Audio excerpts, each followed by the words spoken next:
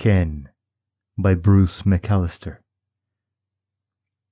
The alien and the boy, who was 12, sat in the windowless room high above the city that afternoon. The boy talked, and the alien listened. The boy was ordinary, the genes of 3 continents in his features, his clothing cut in the style of all boys in the vast housing project called Lux.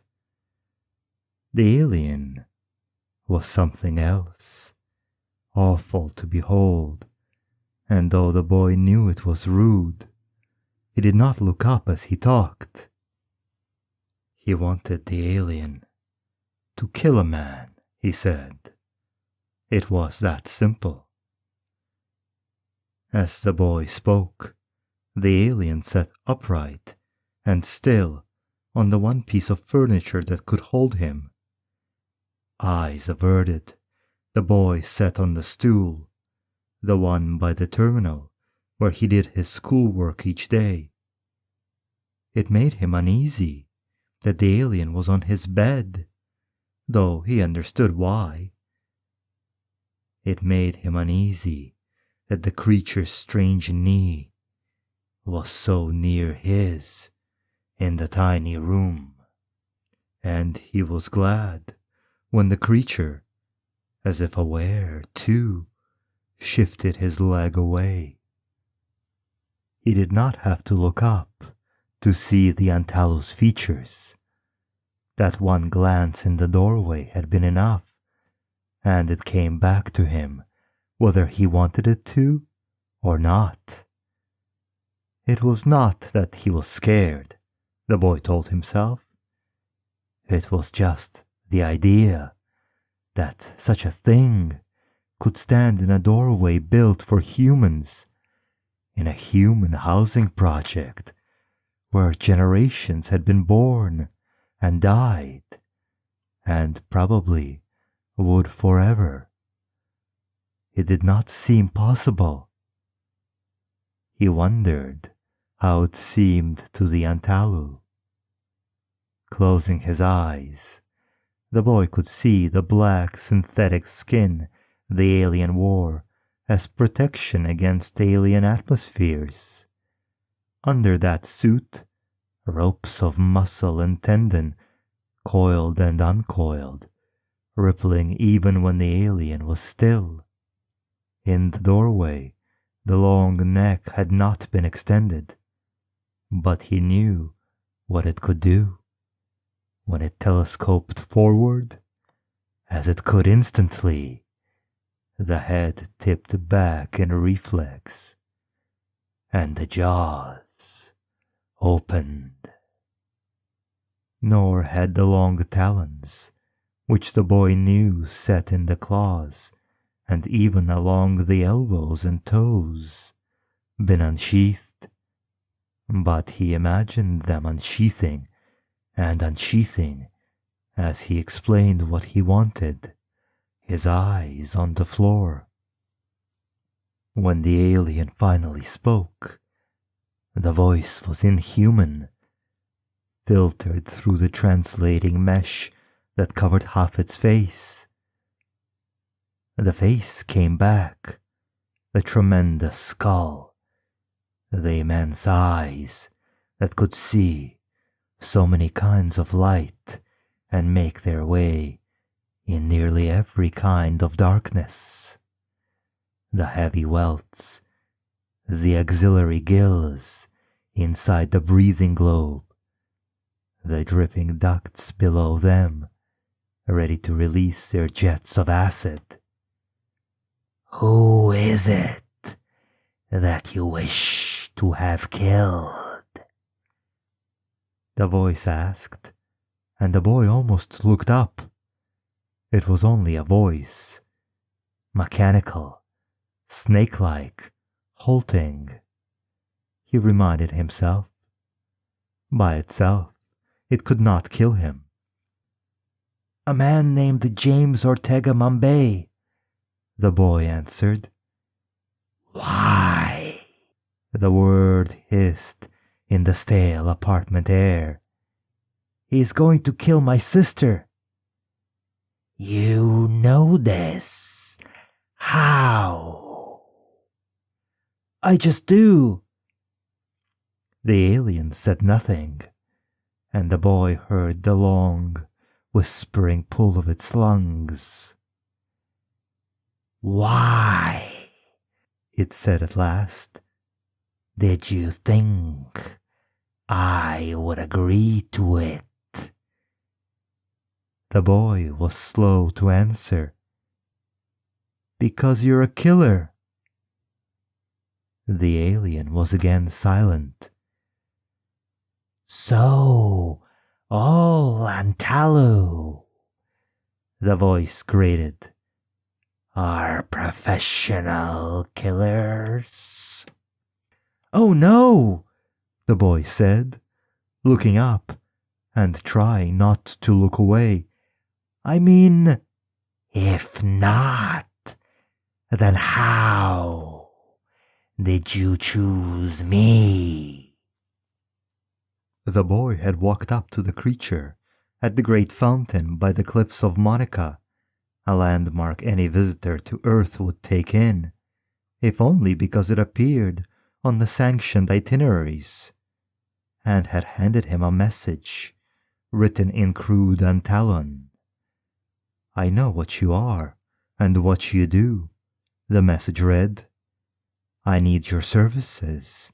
Lax, cell 873-2345-2657 at 11 a.m. tomorrow morning. I am Kim." "Antaluans are well known for their skills, sir," the boy said respectfully. "We've read about the Noah campaign and what happened on Hogan 2 when your people were betrayed, and what one company of your mercenaries were able to do against the Garbettis." The boy paused. "I had to give out 98 notes, sir, before I found you. You were the only one who answered." The hideous head tilted while the long arms remained perfectly still, and the boy found he could not take his eyes from them. "I see," the alien said. It was a translator's idiom only. Seeing was not the same as understanding. The young human had done what the military and intelligence services of 5 worlds had been unable to do: identify him as a professional. And it made the alien reflect. Why had he answered the message? Why had he taken it seriously? A human child had delivered it, after all. Was it that he had sensed no danger and simply followed professional reflex? Or something else? Somehow, the boy had known he would. How? "How much," the alien said, curious, "are you able to pay?" "I've got $200, sir." "How did you acquire them?" "I sold things," the boy said quickly. The rooms here were bare. Clearly, the boy had nothing to sell. He had stolen the money. The alien was sure. "I can get more. I can—" The alien made a sound that did not translate. The boy jumped. The alien was thinking of the 200,000 inters for the Vengeance assassination on Hogan's 3rd moon, the 100 kilobucks for the renegade contract on the asteroid Cold Wolf, and the mineral shares, pharmaceuticals, and spacelock craft worth twice that, which he had in the end received for the 3 corporate kills on Alamapoi. What could $200 buy? Could it even buy a city rail ticket? That is not enough, the alien said. Of course, it added, one arm twitching, then still again. You may have thought to record our discussion, and you may threaten to release the recording to Earth authorities if I do not do what you ask of me.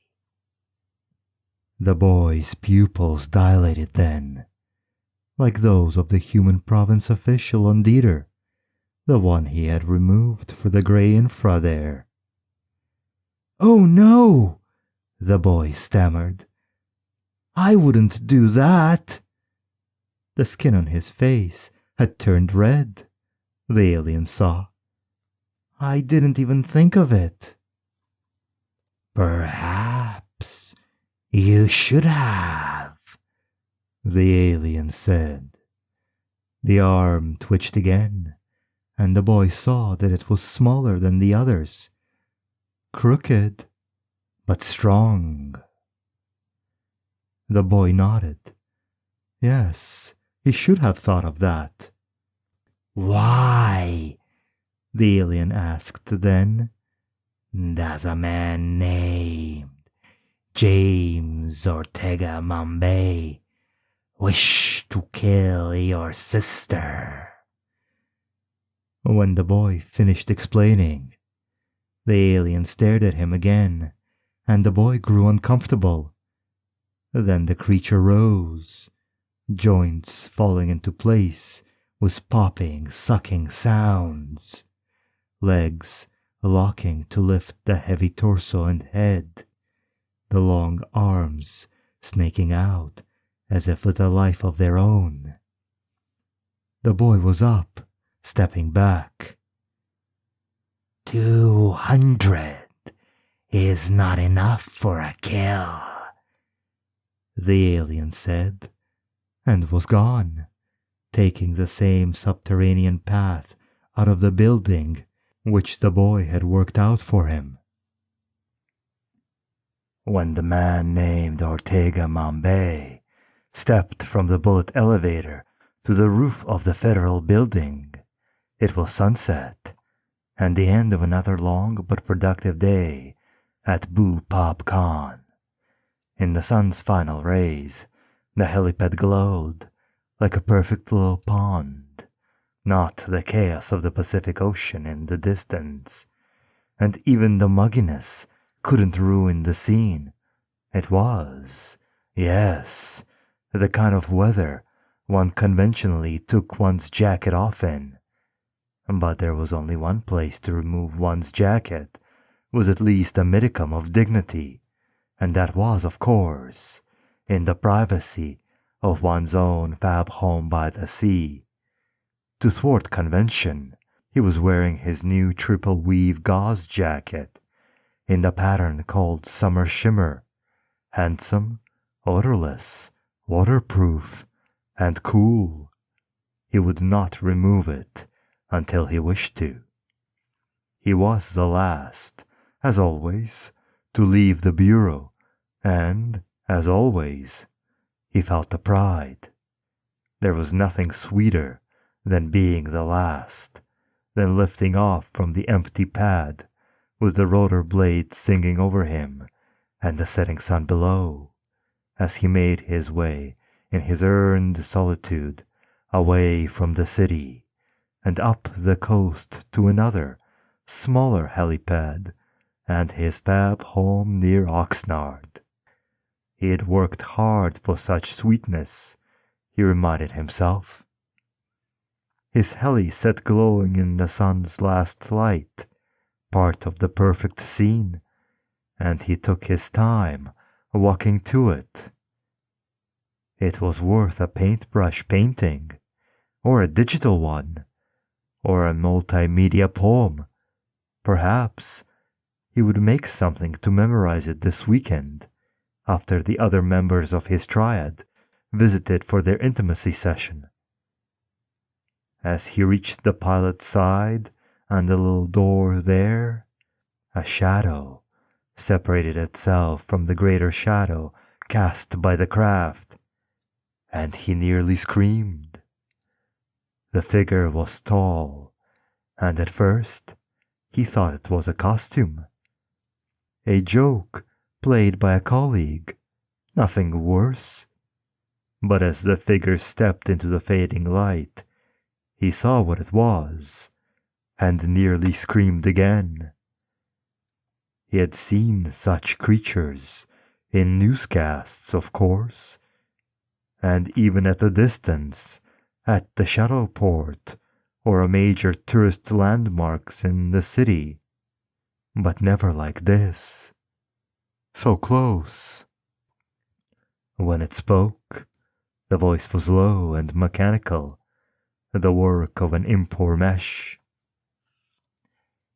You are, the alien said, James Ortega Mambay, 7th District Supervisor, Boo Popcorn.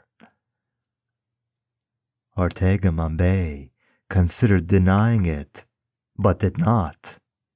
He knew the reputation of the Antalu as well as anyone did.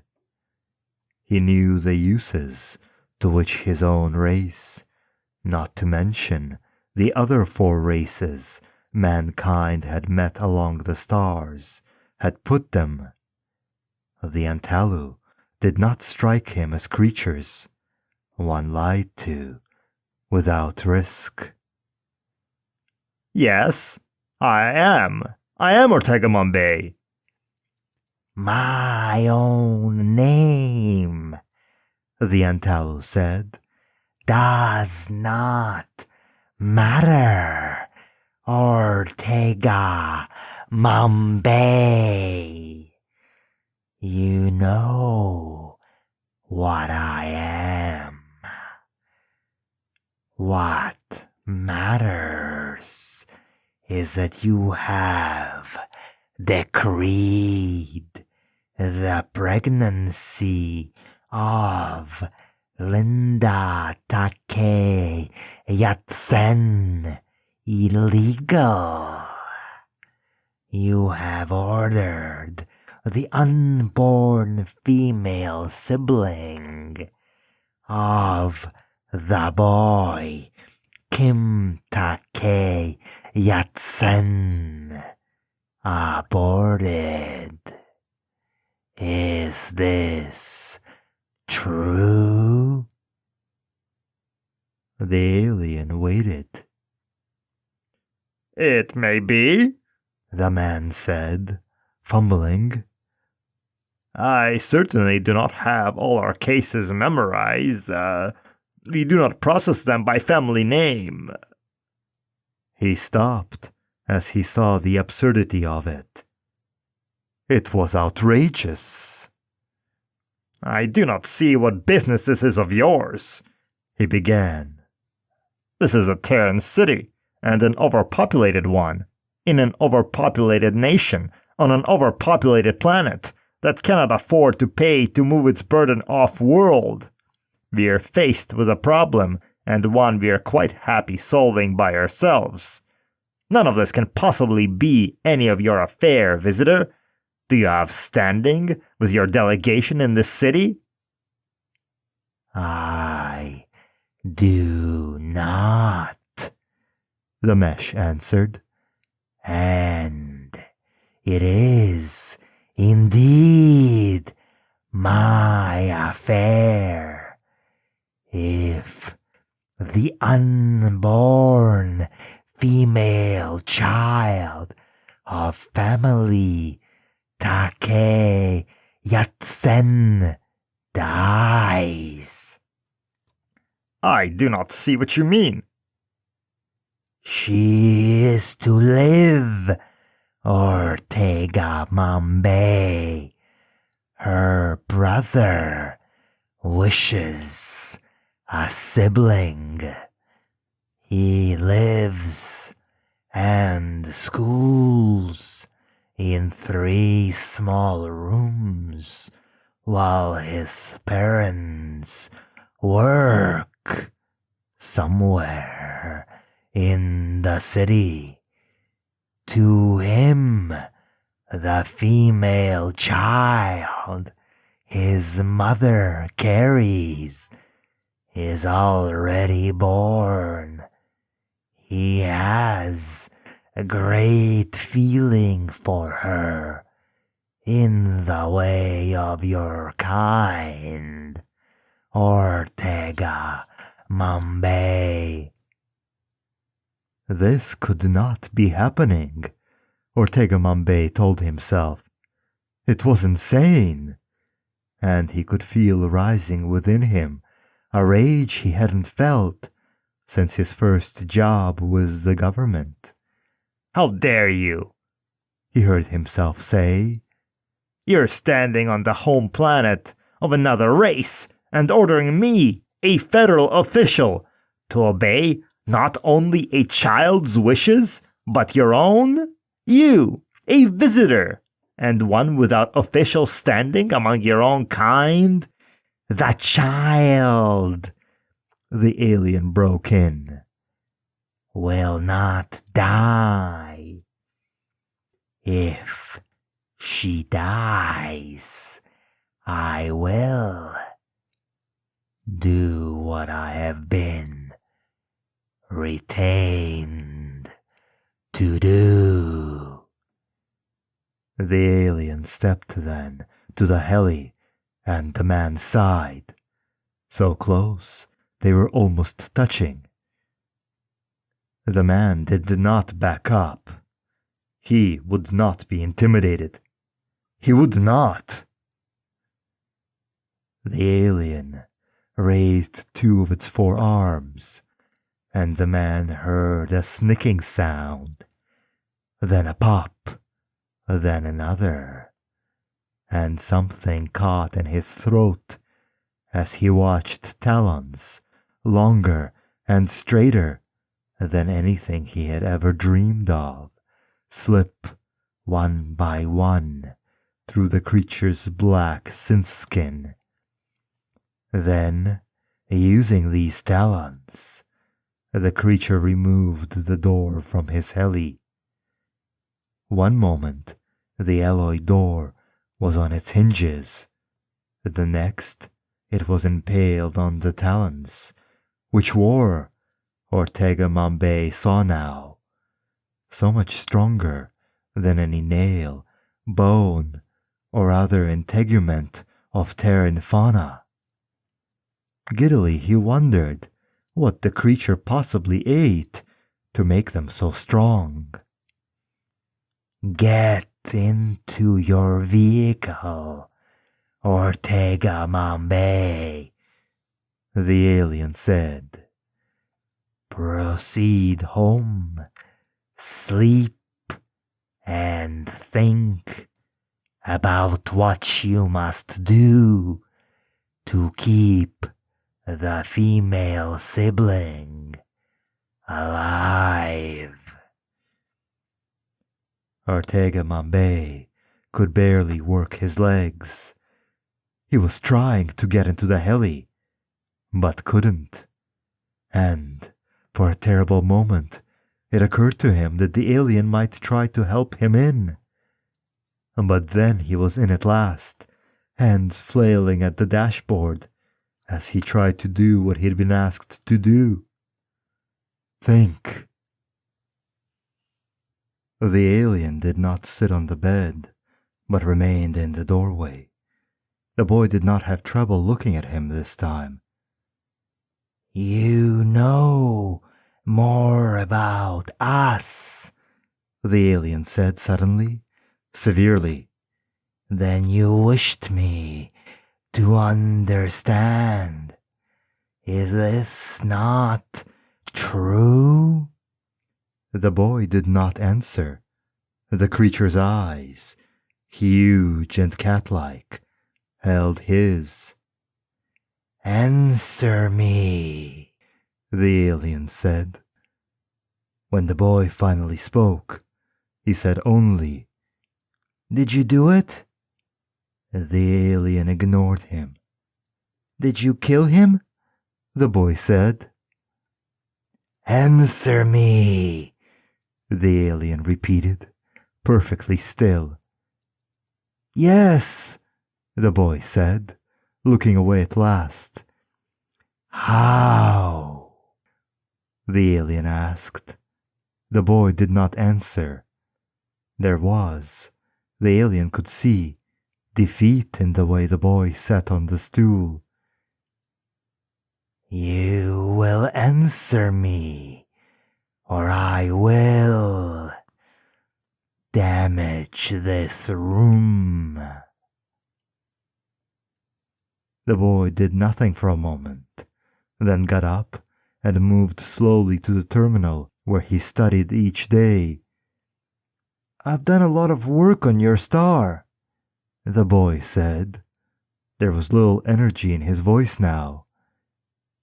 "It is more than that," the alien said.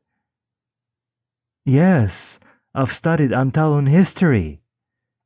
The boy paused, and the alien felt the energy rise a little. "For school, I mean." There was feeling again, a little, to the boy's voice. The boy hit the keyboard once, then twice, and then the screen flickered to life. The alien saw a map of the northern hemisphere of Antalu, the trade routes of the ancient Seventh Empire, the fragmented continent, and the deadly seas that had doomed it. "More than this, I think," the alien said. "Yes," the boy said. "I did a report last year, on my own, not for school, about the fossil records on Antalu. There were a lot of animals that wanted the same food you wanted, that your kind wanted. On Antalu, I mean." "Yes," the alien thought.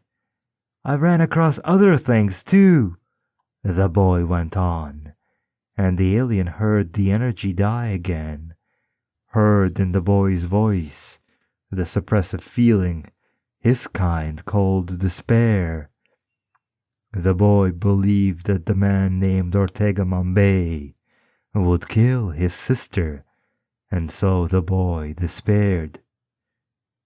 Again the boy hit the keyboard. A new diagram appeared. It was familiar, though the alien had not seen one like it. So clinical, detailed, and ornate in half a lifetime. It was the Antalan family cluster, and though the alien could not read them, he knew what the labels described. The kinship obligation bonds and their respective motivational weights, and the diffuse need parameters, and the bond loss consequences for identity and group membership. There was an inset, too, which gave, in animated three-dimensional display, the survival model human exopsychologists believed could explain all Antalan behavior. The boy hit the keyboard, and an iconographic list of the totemic bequeaths and kinship inheritances from the ancient burial sites near Tola and Montauk appeared. "You thought you knew," the alien said. "What an Antalu feels." The boy kept his eyes on the floor. "Yes." The alien did not speak for a moment, but when he did, it was to say, "You're not wrong, Takeyatsen." The boy looked up, not understanding. "Your sister will live," the Antalu said. The boy blinked, but did not believe it. "What I say is true," the alien said. The alien watched as the boy's body began to straighten, as energy, no longer suppressed in despair, moved through it. "It was done," the alien explained, "without killing, which neither you nor I could afford." "They will let her live?" "Yes." "You're sure?" "I do not lie about the work I do." The boy was staring at the alien. "I will give you the money," he said. "No," the alien said. "That will not be necessary." The boy stared for another moment, and then, strangely, began to move. The alien watched, curious. The boy was making himself step toward him, though why he would do this, the alien did not know. It was a human custom, perhaps, a sentimentality, and the boy, though afraid, thought he must offer it.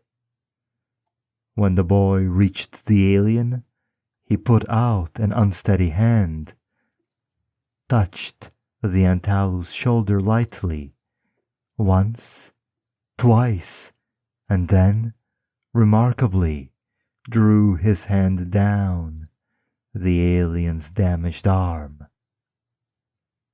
The alien was astonished. It was an Antalan gesture, this touch. "This is no ordinary boy," the alien thought. It was not simply the boy's intelligence, however one might measure it, or his understanding of the Antalo. It was something else, something the alien recognized. Something a killer needs. The Antalan gesture the boy had used meant obligation to blood, though it lacked the slow unsheathing of the demur. The boy had chosen well. "Thank you," the boy was saying. And the alien knew he had rehearsed both the touch and the words. It had filled the boy with great fear, the thought of it. But he had rehearsed until fear no longer ruled him. As the boy stepped back, shaking now and unable to stop it, he said, "Do you have a family cluster still?" "I do not," the alien answered, not surprised by the question. The boy no longer surprised him. "It was a decision made without regrets. Many Antalu have made it. My work prevents it.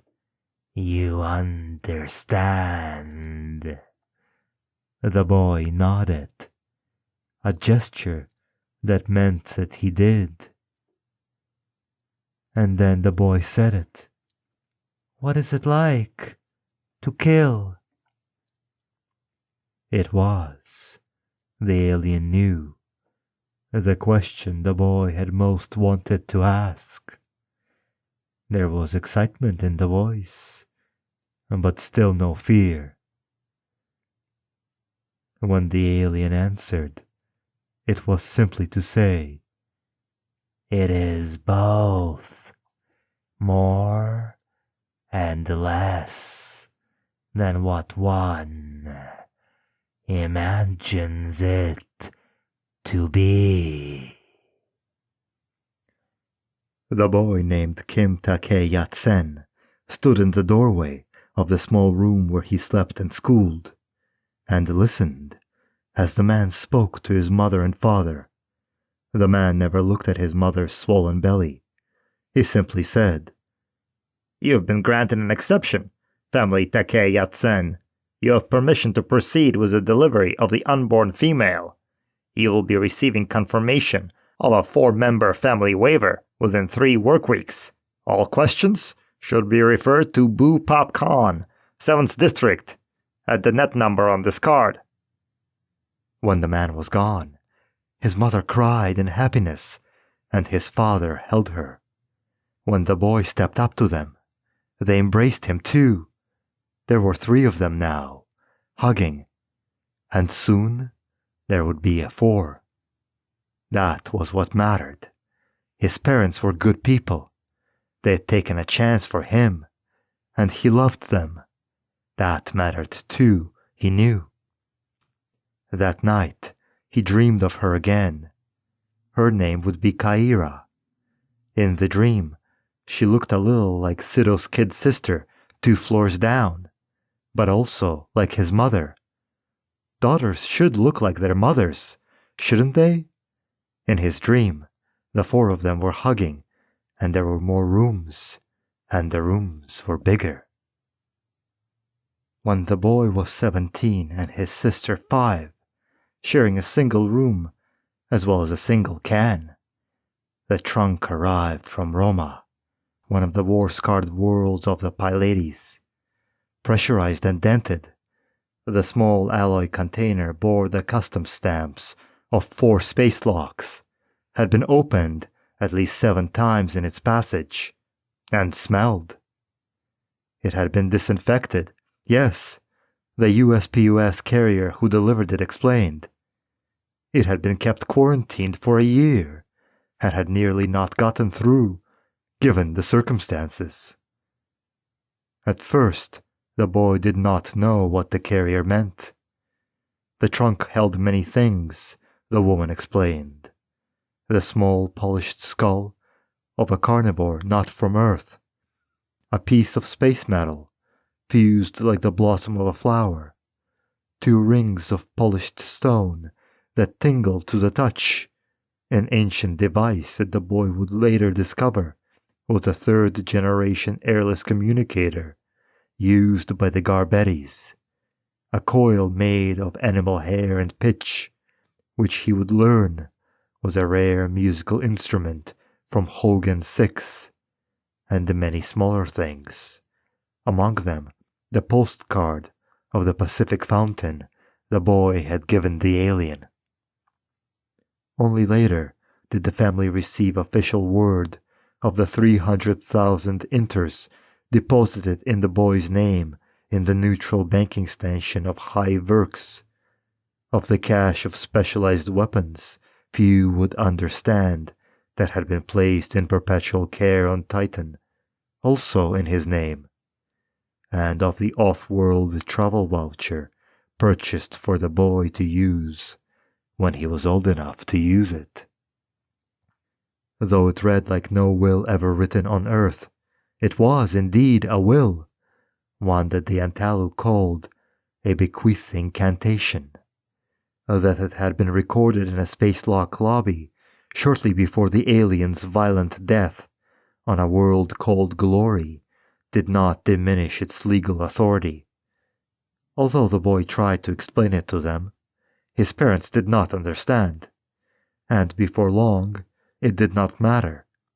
The money bought them 5 rooms in the northeast sector of the city, a better job for his mother, better care for his father's autoimmunities, more technical education for the boy, and all the food and clothes they needed. And, for the time being, though only that, these things mattered more to him than Saturn's great moon and the marvelous weapons waiting patiently for him there. For Harry Harrison, Master.